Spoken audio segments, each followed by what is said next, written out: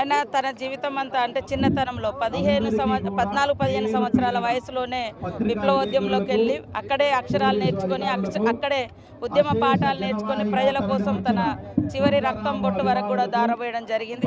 చివరి దశలో ఆదివాసీ హక్కుల పార్టీ ఏర్పాటు చేసి మరి మరణించడం జరిగింది. కాబట్టి ఆనాటి ఉద్యమ సహచరులు, విప్లవోద్యమ సహచరులు, ఆదివాసీ సహచరులతోటి ఈరోజు వారి యొక్క వర్ధంతిని జరపడం అంటే వారి యొక్క ఆలోచన విధానాన్ని, వారి యొక్క ఆలోచనలను మరి భవిష్యత్ తరాలకు అందించి ప్రశ్నించే గొంతులను కాపాడుకోవాలనేటువంటి లక్ష్యంతో ఈరోజు ఈ వర్ధంతి నిర్వహించుకోవడం జరిగింది. ప్రజలందరికీ మంత్రి సీతక్క కానీ మీరు అందరికీ తెలుసు, మరి కుంజ రాము గురించి కొంచెం ప్రజలకి మీరు మీ మాటలు లేవు.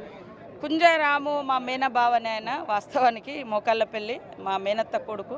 సరే, తను మాకంటే ముందు ఎప్పటి నుంచో ఉద్యమంలో ఉన్నాడు. నాకు ఉద్యమం ద్వారానే తర్వాత పరిచయం అండి. ఎందుకంటే ఒకప్పుడు ఈ ఊర్లు పరిచయాలు చాలా తక్కువ ఉండేది.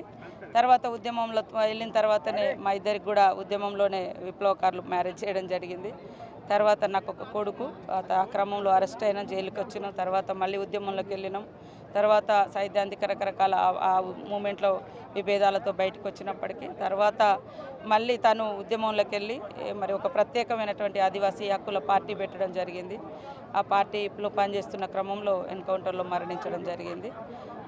ఏదేమైనా కూడా జనం కోసం చనిపోయినటువంటి వీరులను ఎప్పుడైనా రాము కానీ, ఇంకా ఈ ప్రాంతంలో హరిభూషణ్ గారు కానీ, ఇంకా అనేక మంది విప్లవకారులు చనిపోయారు. ఈ పక్క ఊర్లో ఇంచగూడెంలో భరత్ అని మన దేవన్న కూడా చనిపోవడం జరిగింది. మంచి నాయకుడు ఉండే. ఇలాంటి ఎంతోమంది మన కొత్తగూడెం, పాకాల కొత్తగూడెం మండలాల్లో, గంగారం మండలాల్లో కూడా చనిపోవడం జరిగింది. వారందరూ కూడా ప్రజల కోసం పనిచేసి ఆనాడు ఉన్నటువంటి హక్కుల కోసం. కాబట్టి వారి త్యాగాలను ఖచ్చితంగా ఈ తరం గుర్తుపెట్టుకోవాల్సిన అవసరం ఉందని కోరుకుంటాను.